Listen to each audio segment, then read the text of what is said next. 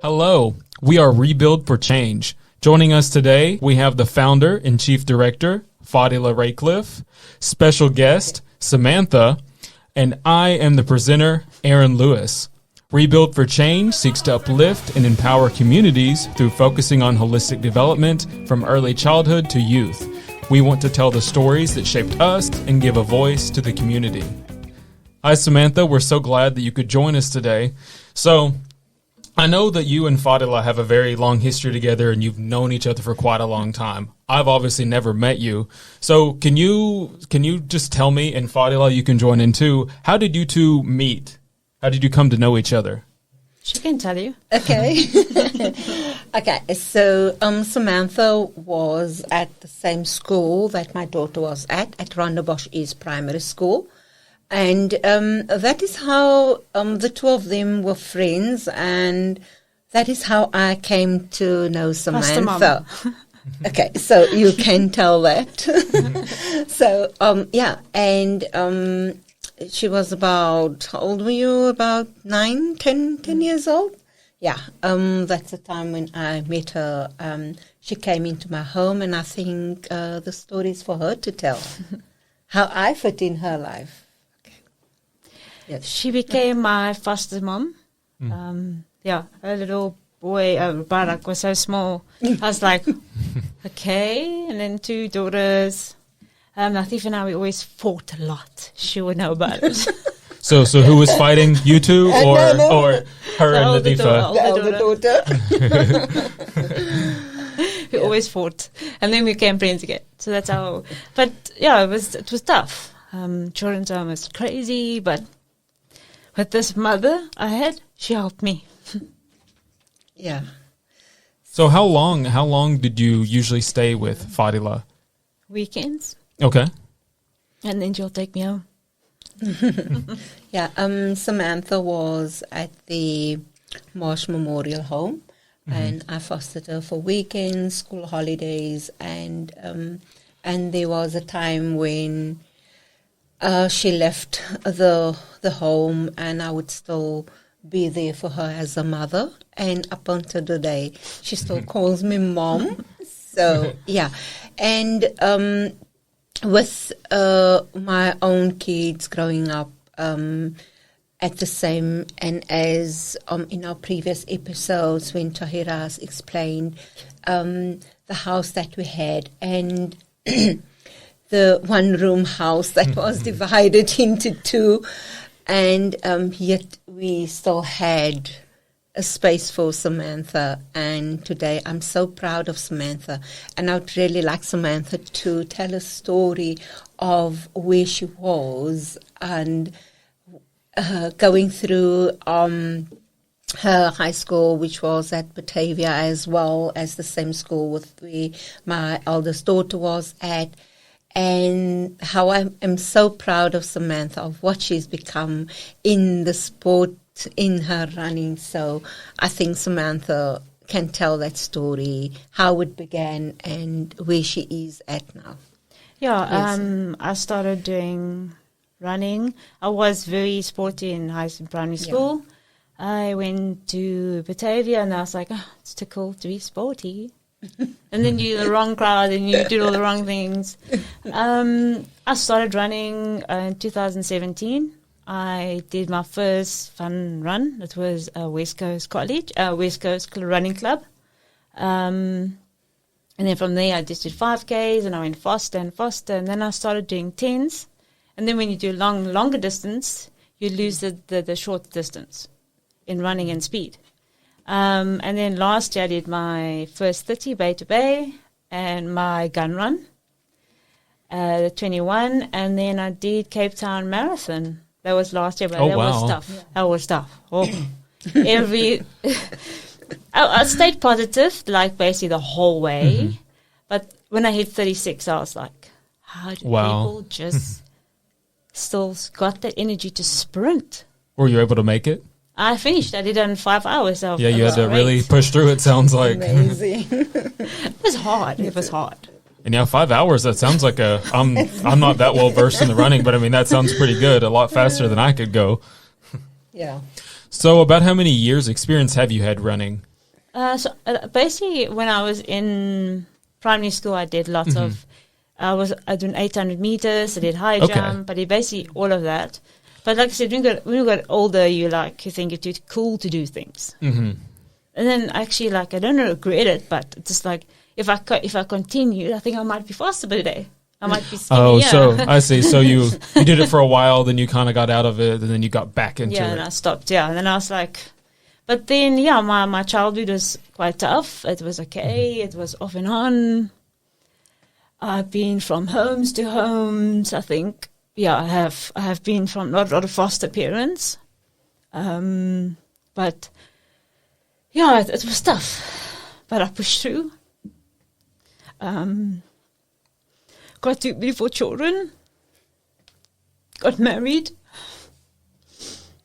Sorry. It was hard. What I went through in life made me who I am today, and the people I was with helped me through it. Yeah. The children's home is great. I still go in Novembers to it to visit them and support them on their Marsha's fete. You know about that? Yeah. But it's not the same. It's totally the kids there. It's not like when we were actually there, more disciplined, more strict. There it's just like you would know rough on beskof now met alles. Yeah. But the kids these days. And then I still get doubts and the things about myself. But when I look back of what I've been through and where I've been from, it just makes me smile and put me in a better place. And that's why I started running, because it helps me with all my issues that I've gone through in life. And when I run, it doesn't take it away, but it helps. So I don't go see counselling and stuff because they just want to talk. When you run, you think back and where you were from a little child that had nothing, went to foster parents, and that's what, like I said, it was tough. I'm like a lot of people I'm still in touch with. With another foster mom I was also with, she also had 3 kids from, what's the place? The school in, the school? Which school? Not Batavia, it was the other one. Rondebosch East. Rondebosch. Mm-hmm. Yeah, so I met also another 2 people from there. We also were strong. And I met another. So basically, I've been around. But met good people. They helped me through things, and that's where I am today. I'm in a better place, better world. It's hard sometimes, but it's just. That's why I try my best to give my kids what I never had, so just they don't go through what those I opportunities. go through. Yeah, and also I can remember when Samantha used to be there, and I think I've probably been the longest mom for you that she was with me, and and then I can remember this time when I had to go look you up in what is it, Brooklyn or something, and I went hunting for her, and I think.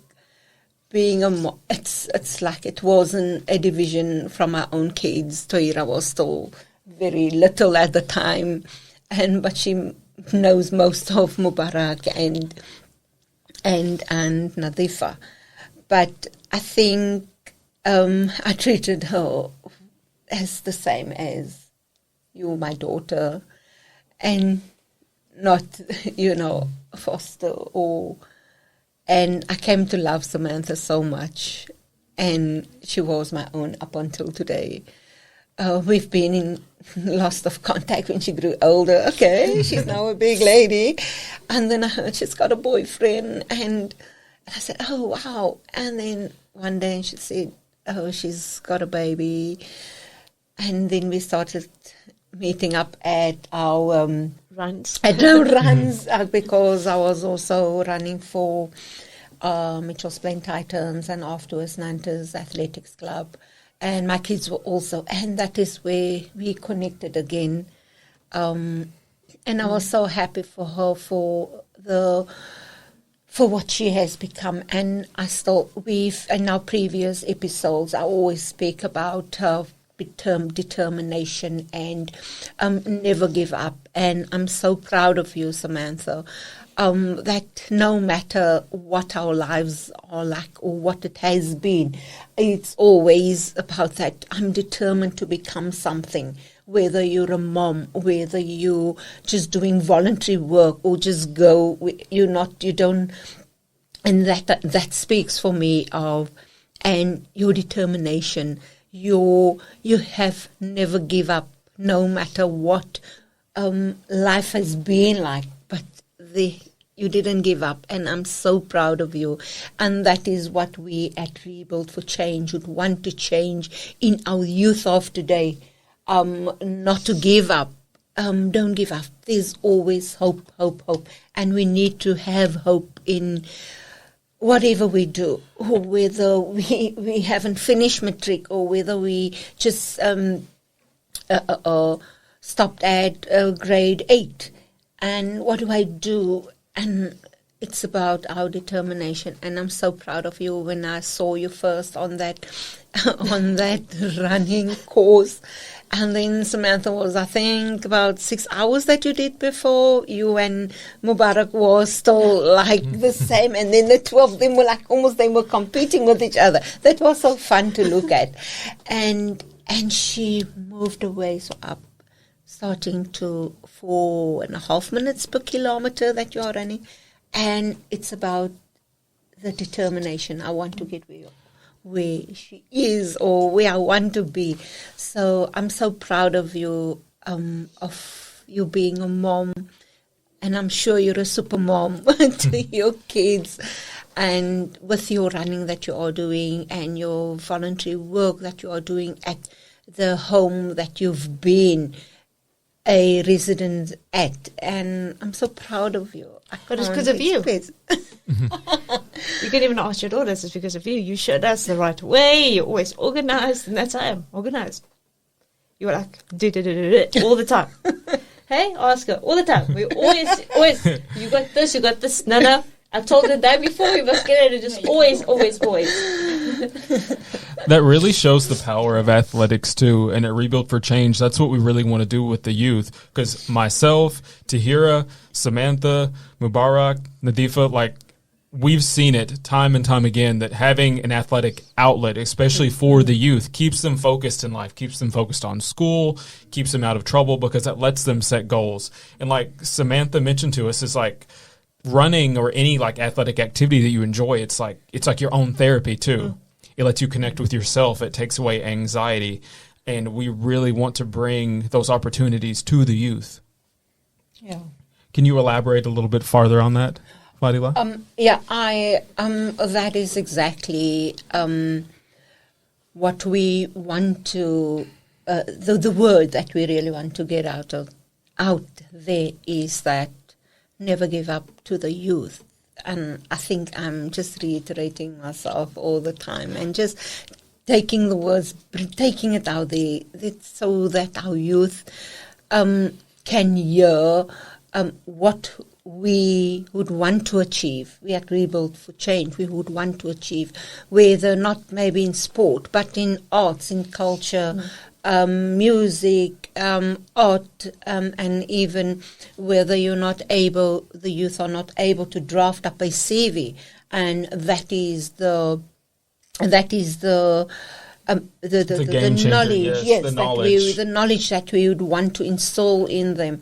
Because if you look at curriculum vitae of matriculants, even it's not even I've seen them. They're pretty rough, to be honest. Yes, and it's just like I need to type on a Word document and print it out. And those are the things that we would like to bring to youth out there, how to do things, simple, typing out, doing an email, for example.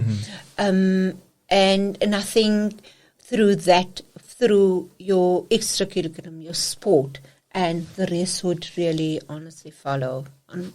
That's the same. And like, I Yeah. understand. I'm listening to Yeah. what you're saying. It's like, Yeah. I had a hardship and all that things. And it's like I say, like, you can go through a lot of stuff in life. You don't have to go to drugs or to kind of wrong things. I've been to polo to post, but I'm still who I am today. Yeah. Being a person I was. I'm more strong, I'm more capable of doing things that I thought I wouldn't have done. But I'm here today. Yeah. 2 beautiful boys. It loves me. It drives me mad, but yeah. Yeah, and also, sorry. Oh, that's fine. Sorry Go for ahead. that.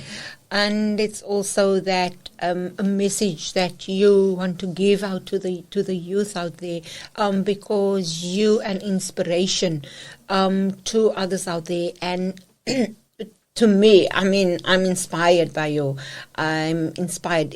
We also, like my childhood life, also rough and tough, and but at that time, the age gap is that at that times is that we also needed to stand on our own 2 feet. Like me growing up without a mother, I lost my mom at the age of 6, and I think growing up without a mom and living with 2 much older people, my grandparents who raised me, and I think that gap of a mom, I can relate to Samantha, that gap will always be there. We will always think about, but that is me. I wonder what it is like to have a mom, you know, and I think sometimes why I'm giving and I'm so open-hearted to children. Children adores me. Yes, I'm rough and tough. Like They do. They love you. I know. Is because of what I've been missing in my life for growing up without a mom, and always wondering what is a mom like. And today I am so proud to what you've said is that you are so proud to have had a mom like me. You are. You always will be. I know. And it just brings tears, and that is what I would like to, for our youth out there. And that is why we established the organization to be an inspiration to any youth that is out there that have struggles and not even knowing how to deal with it. And and Samantha, you'll always be my daughter, like my other 2 daughters. You can't be a son, but you were like a son. You were rough and tough. So, yeah. And I just want to tell you, Samantha, really, I'm proud of you. And I want you to give a message to youth out there, to anyone, to parents, anyone out there, a message to them, because I know that you've shared so much in such a short time, and I'm hoping now that even shedding that little tear, that few tears, you feel so much better, because sometimes we keep in and we don't know who to speak to, or we don't know what to speak, because we cannot trust. Sometimes we can't trust because People. this one, and I'm so happy that I could even let a tear go today, and I'm sure that you're feeling so much better now in shedding that tear. I say to the youth, it's tough. If you got it hard being coming into your life and your child, don't treat other people bad, because you were taught like that when you were little. When you get older, don't do wrong things. Rather love people and always be there for them. No matter what you have in life, even if it's a $5, give it to them. At the end of the day, you're going to get something back. And it's like I tell people all the time, I mean, you can have nothing. I had nothing. I come from nothing. Living on the street for 5 years. And now I have something. It's what you make yourself to be. It's not, I was on the street, I did this, I did that, I can't go forward in life. I'm going to be rude, I'm going to kill people. What, for what? For what reason? Because you got taught, because someone raised you wrong, now you want to do the same thing. It's not right. You must try and show people you're different. And when I was with different foster parents, they taught me that. And they showed me the right way to do it with life. And all I want to say is, you choose your path. Path don't choose you. You grow up, if you're a loving family, you stay like that. Don't, when you get older, I've got power, I have money, I'm all this. Then you rude to your wife or your kids or your children. You don't do that. There's an old saying, like, if you want to be loved the way you want to love, you're going to love somebody else the way you want to be loved. And, like, I've been taught like this my whole life, through pain, grief, abuse, whatever. But I didn't turn up to be like that. Yeah. I was sexually abused. I was all of that, but I don't do that to my children. What? You want to protect your kids. Show them the different life that you never had, that you can give them. Even if it's something little that you have. But some people don't see that. The kids today don't. When the fathers fight with the mothers, hit the mothers, then they think they should do it. Why? For what reason? I mean, when we lived, when we were younger, we didn't have all this crime then. Yeah. But we still had, like, protection, space. Yeah. We could still walk around to the shop. Like, when I was 5, I could walk around the shop. Mm-hmm. The shop was on the corner of my house at 7-Eleven. I could walk home. I could still do that. Yeah. You can't do that if you're gone anymore. Definitely. You're gone. Yeah. Even a boy, you're gone. Mm. So, my saying is, like, people mustn't think because you had a different childhood that you can't go forward in life. You can. Mm. But you must choose it. Don't let other people say wrong. Okay, you're in the wrong crowd, understand. If you feel this is what you want to do, if it's not what you want to do, it's really up to you what you want to do in life. Just speak that. It's just like, I don't understand why people say it's like, I had a tough childhood. This is the way I am because I'm like this. Yeah. I was raised. I was also raised wrongly, abusive, sexually with my mother's boyfriends and blah, blah, blah. But I didn't do that to my children. For what? Because I was put in the wrong. So I did it to my children because I was in the wrong. It doesn't make any sense. To me, actually, it doesn't. Yeah, and, Samantha, is it that, you're so brave to share to people what you've shared. And sometimes we are too afraid to tell the world or tell anyone about what we felt or what we've been through, because sometimes they say, oh, it's such a shame or whatever. But I think being brave makes you that person that is able to go out in life, keeping your head up high, keeping, and never give up, and no matter what we've been through. And just telling your story can inspire, even if it just inspires one person, that could be life changing. Yeah, no, definitely, and I think and that is exactly about rebuilding for change. And it's like, to me, you rebuild and you've changed, and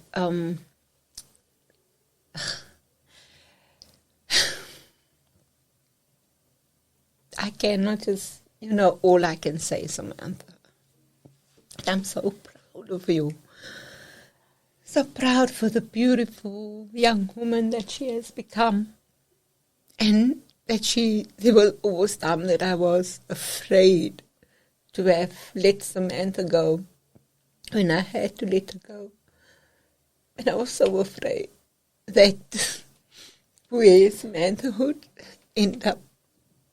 And I think that's why I'm so proud of you for who you are today. And never look back. Never look back on the bad. Never look back on what you've been through. Yes, it will be there, but never think about it. And like you said when we had our conversation during the week, and you said to me, Mom, I'm always there for you. And I think it's about that you know that we were still there, that I'm still there for you. And that keeps you going, keep you motivated, and to carry on. And I always would, wow, Samantha, I'm so proud of her. And I would always say that even though I'm so proud of you, Samantha. And really the youth, just having any mentor or even a family member, having someone that you can look up to and that you can trust and you can talk to, it can change someone's life. And I really think that anyone that's been following along with this podcast, each and every guest that we've had on has started somewhere, and they've really achieved in their life, usually through sheer determination too, and just not giving up. And I'm going to reiterate this again. It's like just the not giving up can really take you so far. And anybody that's watched these former episodes that we've already put out, is like everybody has that story. So thank you so much for sharing your story, Samantha. And thank you too, Faadiela, for sharing your story that I was even touched just sitting here, just listening to it. And I really hope that anyone watching can relate and then take your advice into their own life too. And just know, and I'll say it again, to just never give up, have determination. There is hope. You don't have to give up hope. Any last minutes from you, Samantha? And thank you once again for coming on today. I know you traveled very far to get here. Thank you, Samantha. And this was my first time meeting you too, but I'm so glad to get to finally meet you. And thank you again, Faadiela, for sharing your side of the story.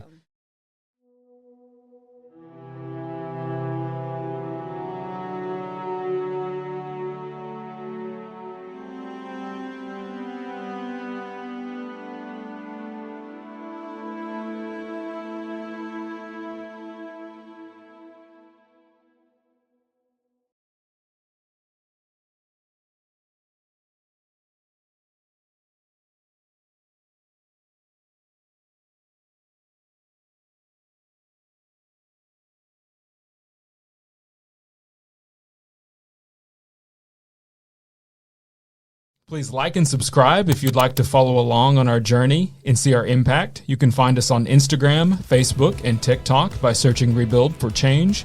If you'd like to learn more about our impact, go to www.rebuildforchange.org. Once again, thanks for joining us today. Let's work together and make a change.